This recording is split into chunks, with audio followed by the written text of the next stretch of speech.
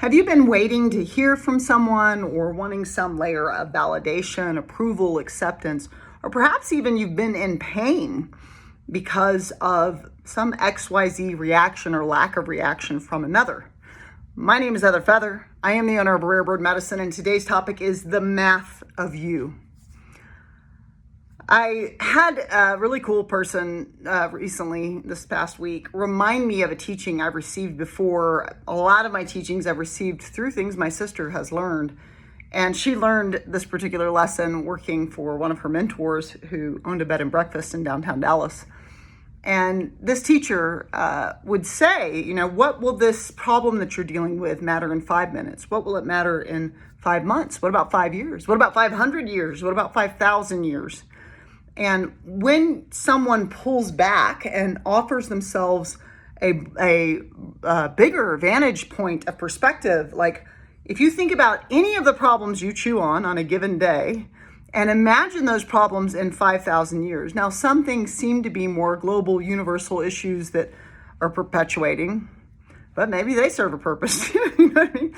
But so like if you start to pull back and look at it from this bigger vantage point, it can actually be quite soothing to your system, because it's like, how much consciousness and how much attention do I want to put on something that actually may have no meaning to me in 5 years? It might not matter at all. This might just be a blip on the radar. And one of the places I've applied this in the past decade has been in relationship with others.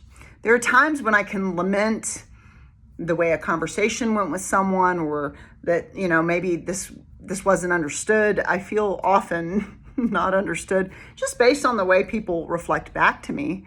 And it's like, I don't feel like you received the truth of my intent, my being, or whatever. You don't have to. You don't have to get me. Maybe you're going through your own stuff. And there have been periods in my life where I have wanted that external validation, or I've wanted that approval, or I've wanted that acceptance. And when I've gotten in those spaces in the past decade, one of the things I've done is I've done the math of you. What I will do is I will consider how much math, time-wise, have you been a part of my life? Like whatever this frustration is, trial, tribulation, change I'm wanting to elicit in the situation, how long have I known you? How long have you been a part of my life? And so then I start to do the math on it. Oh, I'm now 5 decades deep. I've known you for XYZ years or months or whatever, weeks. How much conscious attention do I want to place on the reaction or non-reaction of another being that I've known for 3 weeks? You know what I mean? I can much more understand. I've known many different people for 3 decades, and I can much better understand someone after having known them for 3 decades as to why they may or may not respond, or why they might respond the way that they do. And even with that, I'm not going to understand every little thing about who they are and what it is they've done and what it meant. And so there's this piece of garnering peace, garnering tranquility in the system, garnering ease, garnering greater understanding by considering how much does this really warrant my attention? How much am I going to allow the math of your being, the math of how you show up, the math of your frequency, the math of what is happening in our connectivity to become the math of my consciousness, the math of my awareness? How much of this pie, because you have a life that started at your birth and you're going to die. You're going to rot off the bone, turn to ash, you're going to die some kind of way. And it is likely, for many of you, it will happen in an unexpected way or a sudden way that you didn't anticipate. I've known many beings that have exited car accidents, sudden tragedies, things of this nature. Even my mom and dad, car accident, boating accident, And so you're going to die.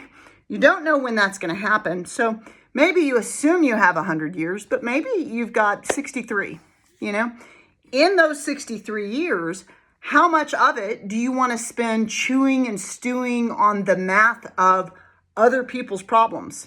Heather Feather, personally, if you've been watching, you may already know this about me. I believe that consciousness is quite powerful. I was raised by a metaphysician. I was raised to be aware that our consciousness is quite powerful and can be quite medicinal and can be quite profound in the way it shakes the web of creation when we but choose to intentionally place it upon things like love and understanding and compassion, as opposed to, I don't like this, this should be different, that everything needs to be corrected. There is a huge component of me beyond being raised by a metaphysician and opting into a lot of that philosophy and having this thought as cause awareness, what you think about and feel about you bring about into your reality type of consciousness. There's this other facet of it that is just the quantum mechanics behind it. We are all collapsing waves of probability into particles. And if I'm making these particles, if I am creating a world with my math, and it is the math that I will witness and experience, how much of the world's dis-ease, how much of the world at war or at peace do I want to chew and stew upon? What really merits and warrants my attention for the life I am living and the life I am going to live, the being I am going to become, and, the things that I'm going to extend and offer this world.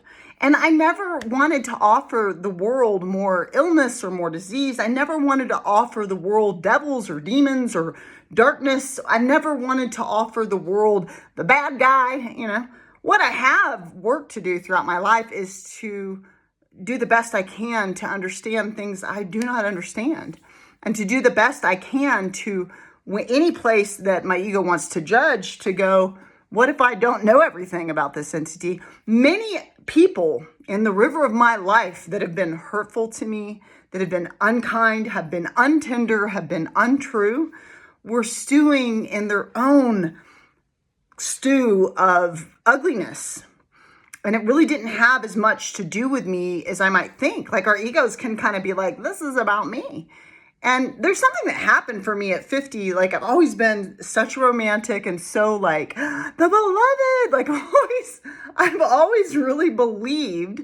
And I there's a huge part of me that still does, that I have a destiny of like true union with a partner. And it's something I've been excited about since I was knee high to a grasshopper. I've always felt that truth for me. And still at 50, I'm single. And in this realization of doing the math of my relationships, as I've looked at the mathematics of how much of it was nurturing, how much of it was, going both directions. How much was I nurturing? How much were they nurturing? How much of it was offering, expansive? How much of it was freedom giving? How much of it was confining and controlling? And looking at both parties and doing the honest math, and really, you can really just look at the percentages. And I had this dawning realization, I'm 5 decades deep, and I haven't had a single relationship that the math adds up for what I seek. Weird, So it's the person to look at is always me. I'm the one being carried into all these relationships, and Heather is constantly doing that. I'm constantly evaluating where is my evolutionary work. I tend to just like to do what's comfortable for others because I'm super psychic, and if you feel good, I feel good. And there can be an irresponsibility on my part in that, in relationship with others, of not taking onus and ownership of what it is I like, what it is I seek. Maybe they don't want to be the decision maker. I've known plenty of Libras in this life, and, Pisces, and people that sometimes do also want to keep the harmony. And so it's like, why am I putting all that onus on others? Like, let's just do what makes you comfortable, and then I'll be comfortable. I can also be the decision maker. I can also let that person have a pass on having to decide everything in a relationship. And as I look through this looking glass of Heather Feather and take ownership of what I believe is my growth edge, what I believe is my evolution, one of the things I'm constantly looking to consider is, what is the math of you? What is it you're offering me? What consciousness are you offering me? What feelings how do I feel when I'm with you? What is it like to be with you? Do I feel liberated? Is it silly? That's definitely a math I'm always trying to get into. I love that math. Let's laugh. That is a math that gives dividends. What is the math on the beings around you? If you were to give it percentages, would you find that it is a soup in which you want to stew? This is the primordial soup of your life, and you can always choose again. I'm One.